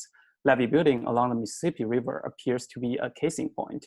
Anecdotal evidence from multiple news articles, such as New York Times and NPR News, have reported that heightened levees make Mississippi River floods worse, but jurisdictions alongside the river keep building up the levees, creating the so-called levee battle. So in this paper, I aim to answer two research questions. First, how does a jurisdiction's levee building respond to exogenous flooding shocks? In specific, how different it would be for a single agent case without spatial externality versus a two-agent case with spatial externality. Second, how large is the spatial externality when levees are heightened in response to flooding shocks? So to answer these two questions, I used the Great Mississippi Flood of 2011 as a plausibly exogenous shock and apply a difference in differences identification strategy that exploits geographic variation in flood coverage, temporal variation pre and post flood, and the county variation in levee building. Just a bit about my study background before I dive into the empirics. Floods have been part of the earliest recorded history of the Mississippi that can date back to the mid-1500s. Since the 20th century, there has been a growing number of significant flood events in the Mississippi, including the Great Mississippi Flood of 2011, the flood event I will be focusing on in this study. Resulting from heavy springtime snowmelt combined with two major snow rainfalls, the flood affected more than 1.2 million acres of farmland and cost over $2 billion US, Areas along the Mississippi River and its tributaries that were flooded span 8 states. As a means of minimizing flood vulnerability, a levee is a man-made structure, usually an earthen embankment, to control or divert the flow of water to reduce flood from temporary flooding. Typically, levees were built parallel to the course of a river in a floodplain to protect properties or farmland behind the levees from flooding. So levee building has a very long history in the Mississippi. Currently, there are more than 1,500 levee systems with over 8,000 miles along the Mississippi River. For those levees, the vast majorities were locally constructed or maintained by the county levee or drainage district. By law in each state, these districts are authorized to tax beneficiaries behind levees for constructing or maintaining those levees to protect their land. In a nutshell, a very decentralized system. While the initial goal of levee building is to protect properties from flooding, people have gradually realized some issues with levee building as more frequent and severe floods have been occurring on the Mississippi River. Part of the reason is levees force the water that would otherwise spread across the area to go through a narrow passageway. As the passageway gets narrower, the water flows faster and higher. As a matter of fact, the hydrological literature has shown that levees indeed raise flood levels and increase flow rates. But more importantly, when one levee is taller than the other, or when jurisdictions overbuild their levees, the levees can shift some large floods to downstream or even the other side of the river, inducing spillovers. In fact, a recent report from the US Army Corps found that about 40% of them were higher than authorized by federal law. So the data I use in this paper come from multiple sources. First, I acquired the georeferenced levee data from the US Army Corps National Levee Database, which is the most comprehensive data set for levees in the US. For each recorded levee, the data set includes information on the length of the embankment, number of segments, year constructed, sponsors, and some additional notes on levee construction if the information is available. The levee elevation data are derived from 2 sources. The USGS topographic maps provide the levee elevations for the pre-flood period, and the digital elevation models provide levee elevations for the post-flood period. The USDA Census of Agriculture provides data on county-level farm acreage, farmland value, and the total agricultural sales, the main variables I use in my study to proxy for values that could be protected by the levees. I also obtain county-level flood counts from FEMA to further control for levee building. So taking the Great Mississippi Flood of 2011 as a plausibly flooding shock, I use the following model specification to estimate the impact of flooding on levee building, where the dependent variable is the logged elevation of levee I belonging to county K in year T. Flood sub K equals 1 if county K was flooded in 2011, and post sub T equals 1 if levee elevation was measured after 2011. I include a log of the county level control variables plus county fixed effects and an idiosyncratic error term. So standard errors will be clustered at the county level to allow for arbitrary error dependence over time between levees in the same county. So here, the coefficient of interest is beta 3, which captures the impact of flooding on levee elevations. So to further estimate the spillover effects, I compare levee elevation differences between flooded and non-flooded levees with varying levee locations by including the logged average elevations of levees in the county's immediate upstream cross river and upstream cross river county. Other variables remain as previously described. So in addition to beta 3, the coefficients of interest here are beta 4, beta 5, and beta 6. So just a quick summary of my results. First, I find the levees in flooded counties were heightened by over 2 feet after flooding. And these estimates largely line up with prior findings from hydrological studies in the Mississippi. Second, I find that a 1% increase in the upstream levee elevation increased the downstream levee elevation by about 0.75%, indicating substantial spillovers.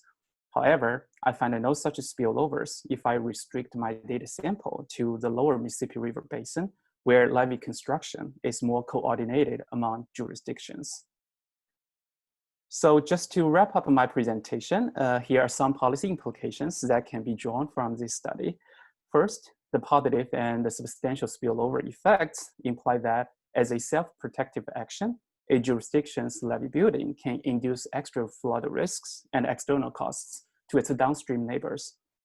From an economic standpoint, unregulated or uncoordinated levy building must be inefficiently high because negative externalities are not internalized.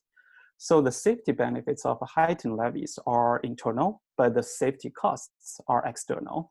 Without considering the spillover effects, policymakers may overestimate the cost effectiveness of levies that are aimed for flood control, and the construction of many levees in the Mississippi may not be economically justified. Second, given the decentralized regulation in levee construction in the upper Mississippi, my results also imply that interjurisdictional cooperation on levee building is desired for managing flood risk while mitigating negative externalities across jurisdictions. This may require active regulations from upper level authorities, such as US Army Corps local districts. In fact, one of the most important recommendations from Interagency Floodplain Management Review Committee after the Great Flood of 1993 is that the upper Mississippi should be treated as a single integrated system to coordinate flood damage reduction. But no concrete policies or regulations have been implemented to achieve that goal ever since. So my results can provide additional evidence and add to that policy argument. So this is what all I have for my presentation today, and I am happy to take any questions. Great, thank you so much, Haloan, for your presentation today. Can you tell us a little bit about what type of jobs you're interested in? Yeah, of course. I'm definitely interested in academic jobs, but also I have a huge interest in like policy related, like for example, research institutes that works on agri-environmental policies. Perfect. Very good. Do any of our attendees have questions? Haven't seen one come across the chat yet. So how did you become interested in this research question? That is a very good question. So, nowadays, I think a lot of us have been told, when you explore research questions, go read newspapers, right? So I've been reading a lot. I mean, basically in the past 2 years, I've been reading a lot of, news articles on New York Times and NPR News. Sometimes they give really good, coverage of some specific events or, what is happening or going on here, either in the US or worldwide. So I think that this research question came from reading multiple news articles from New York Times and NPR News, and then got me interested in, maybe there's something I could explore. Yeah, that's how I think I developed or identified this research question. Great, yeah, the saying economics is everywhere is really true, and if you keep your eyes open and pay attention to current events, you'll always have interesting questions to help answer. So thank you very much for your presentation. So next we have, let's see, Rouha Shang, and he is a PhD candidate at Binghamton University. So you can go ahead and get your screen share started there. His primary research field is environmental economics, and he will present public pressure and the heterogeneous effects of voluntary pollution abatement. So he also real quick, just to interrupt, it looks like we did just get one question in. Oh, perfect. Okay, let's go ahead and go back to that. Let's see. So he asked this question at the AAEA meetings, but even if the weather event itself in 2011 was exogenous, the actual flood event and severity of it depends on the levee structures, right? So, e.g. narrower, how do you account for this potential reverse causality? Yeah, so I think for now, I'm not. I haven't included it. I mean, haven't thought about the reverse causality in my study, but that could be a potential issue. Yeah, I will have to think about that. Mm-hmm. Okay, great, thank you. All right, so let's see. So Rouha Shang, so he is a PhD candidate at Binghamton, and the fun fact about him is that he also participates in a forum called the Economics Observatory, which is a cross-institutional initiative in the UK, providing thoughts and suggestions on timely issues related to COVID-19 and economics. So we are looking forward to your presentation. Thank you, Melissa. Okay, so thank you for still being here. Today I'm Rouha Shang from Bingham University. I'm a PhD candidate and I will be on the job market later this year. And today I will present my job market paper, The Public Pressure and the Heterogeneous Effect of Voluntary Pollution Abatement. This paper is co-authored with my advisor, Professor Neha Khanna. Okay, so before I start, let me briefly introduce about my current research. So my primary field is the environmental economics, but I'm also interested in several other economic fields, such as the public economics, econometrics, and the health economics. Here's a list of my current papers, and today I will talk about the second one, highlighted in red. The paper is currently recently received a revised and submission status at the jury. Okay, so let's start. So this paper is motivated by the fact that the voluntary pollution abatement program, which we call Vpas, are widely used and serves as a complement of the mandatory regulation. But the VPA is flexible. That means it doesn't have any quantitative target, sanctions, or punishment to the firms, whether they participate or not. And it also does not require any legislative action. Besides, the VPA do not have any direct benefit for the firm to participate. So that raises the question, how do VPAs affect the firm's decisions, and what factors determine the effectiveness of VPAs in reducing pollution? To answer these questions, we first built a theoretical framework to study the firm's behavior. In our theory, there are three factors affecting firms' emission behavior: the firm's characteristics related to emission abatement costs, the emission costs for mandatory regulation pressure, and the emission costs from public pressure. Here I list several examples and the source of these pressures on this slide. And as we know, the firm makes their emission decisions based on the condition that the marginal emission cost should equal to the marginal abatement cost. The VPA will affect the firm's behavior by affecting the marginal emission cost mainly through two mechanisms. The first mechanism is the regulation pressure. The VPA shifts the regulation resources from the participants to non-participants, so the participating firms will have a regulation relief.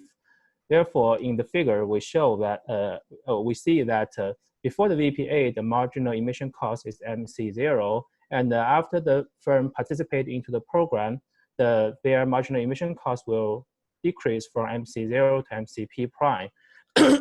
Excuse me. And for non-participating firms, their marginal emission cost will increase from MC0 to MCN prime. Well, so the second mechanism is through the public pressure. The VPA participation as a positive news may lower the public pressure and vice versa.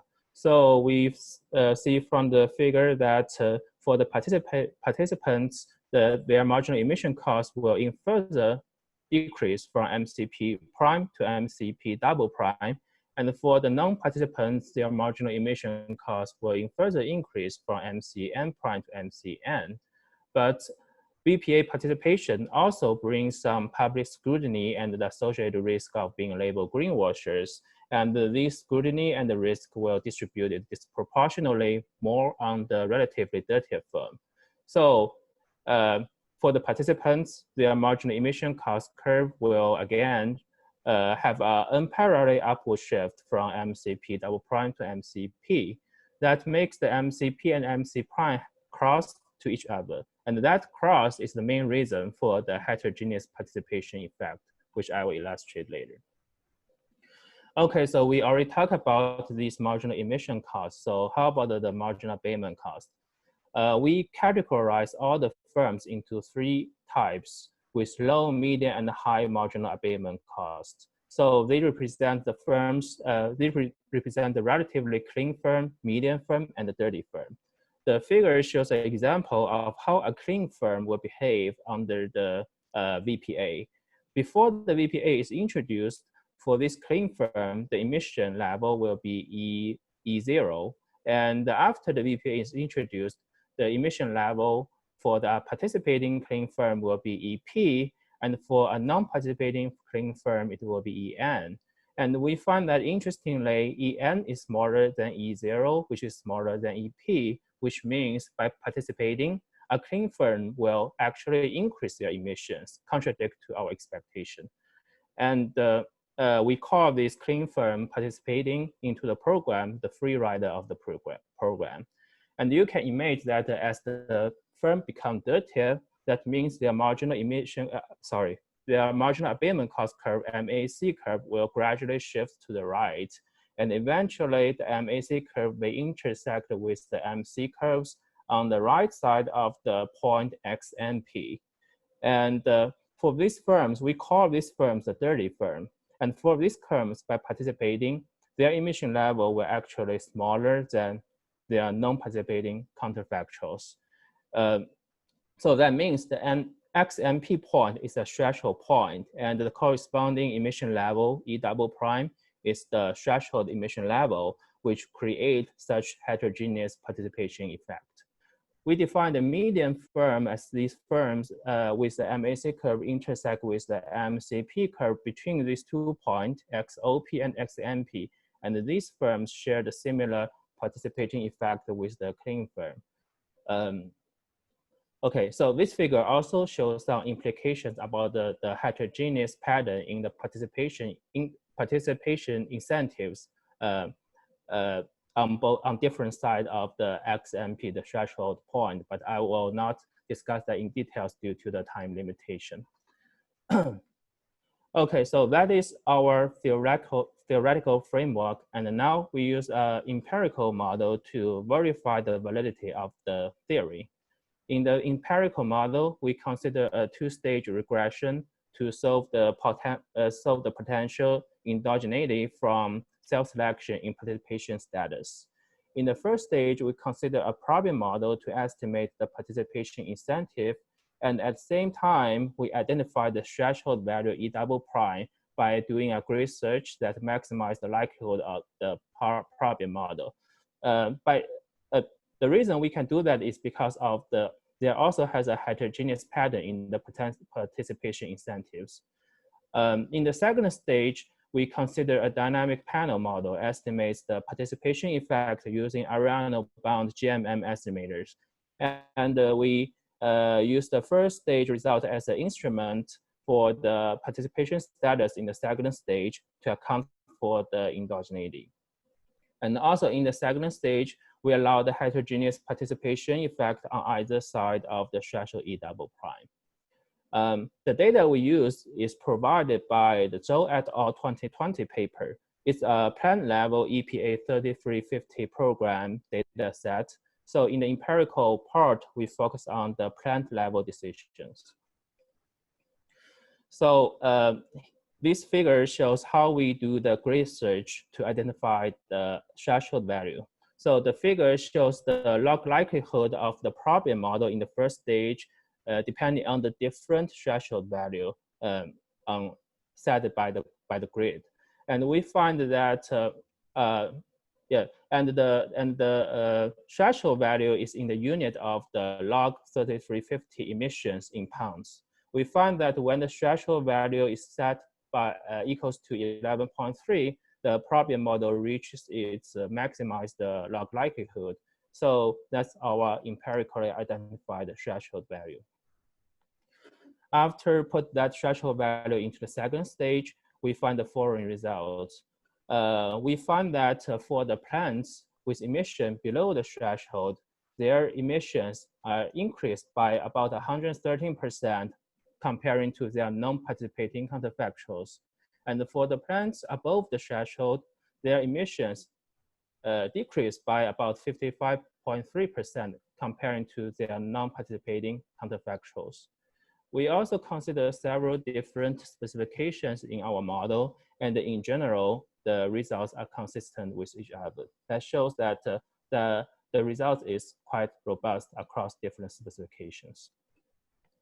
Okay, so yeah, so because this paper is currently under received the R&R and it is under revision, and we got some great comments from the reviewers, and so in specific, we will further explore the heterogeneity of the threshold value itself, because it is likely that the threshold value can be different across the time or industry or even locations. The current version is available at the following links, as well as my personal website. And once we finish our revision, I will update the new version. Yeah, thank you for your attention. Thank you so much for your presentation, and congratulations on your revise and resubmit. That's very exciting. So what types of jobs are you interested in? Yeah, so I'm interested in the academic jobs in either the econ department or the ag econ department. It can be either research-based or teaching-based. I'm interested in all of them. And I'm also interested in doing some interdisciplinary work. So I'm also open to any potential positions in other departments, such as the environmental studies and so on. Great. You got another kudos for your R&R in the chat over here on the side. So thank you. Very exciting. Yeah, thank you. Okay, so we'll keep it open for questions. So that was our last official presentation, but we can hang around for a few minutes and answer any questions. And we just want to thank everybody for their time today and their support of our awesome job market candidates. And just we wish you all the best of luck as you move forward in your next endeavor. I know it's a challenging year, and it's even going to be more challenging because of COVID. I started drinking coffee during my job market year, so I've enjoyed definitely all of your presentations and learned quite a bit. And Dr. Coble said thank you all for your presentations and best of luck in the chat as well. So as any questions come in, we will hang around here for a few minutes and answer those. But otherwise, this concludes our official symposium. So hopefully we can do one like this again in the future. So Jared Penn also said, very impressed with the talk today and best of luck to everyone on the job market.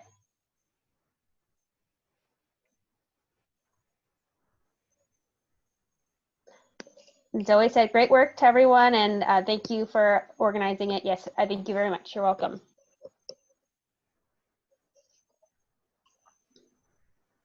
Does anybody have any questions about the job market that they would like to ask faculty? That's also we got us here for a couple minutes. Melissa, can I ask a question actually? Yeah. First of all, thank you so much for organizing this amazing event. So do you have any insights? How about MSU this year? Are you guys hiring, or like, you know, now we're talking? No, good question. MSU doesn't have any jobs that are coming down the pipeline right now. So we had our last hire, which was Matt Gammons, that's starting in August, or he just started in August. But no, we don't have any positions that are opening up. Our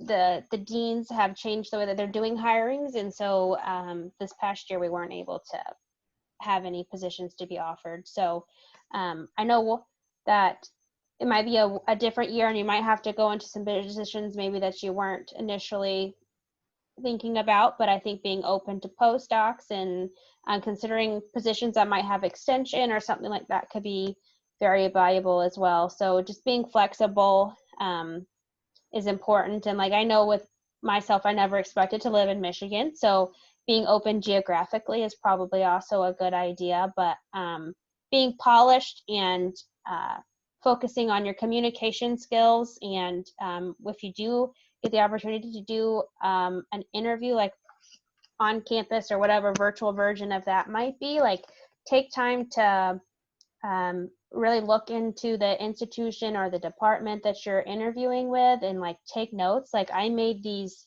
sheets of everybody that I knew I was going to be meeting with. Like I had their picture and like a couple questions I might ask them, and I used that and I actually wrote on it so then I could follow up with them during after my interview with thank you notes. So just like showing that you're prepared and that you're interested, I feel like really goes a long way. And I've appreciated that being on the other side now when we have candidates come in and they don't come into the meeting with you unprepared. Like if they actually like have an idea of what your general research is and can ask a question about that instead of, hey, just tell me about yourself, I think that can go quite a long way. So I thought that was helpful, some helpful advice that I've gotten in the past, and that was useful to me during my job market.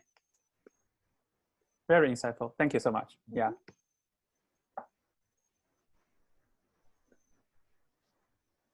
Any other questions? Okay.